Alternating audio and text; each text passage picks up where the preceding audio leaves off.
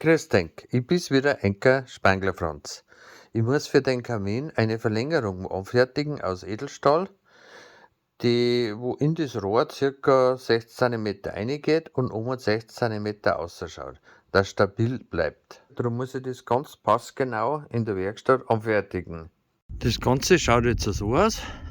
Ich hab das Rohr leicht konisch gemacht, dass es sich von selber schon stabilisiert.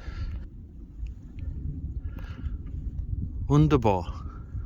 Wie man so ein Rohr anfertigt, ich verlinke euch da Erklärnis. Ich hab's dann auch gesichert mit 3 so Halter, dass es nicht einrutschen kann, und hab's mit einem hitzebeständigen Kleber eingeklebt. Es geht darum, weil die Gasheizung zeigt da eine Luft. Und das ist ein Holzofen. Jetzt darf er da einen Rauch einzwingen in Gasheizung. Und das darf nicht sein.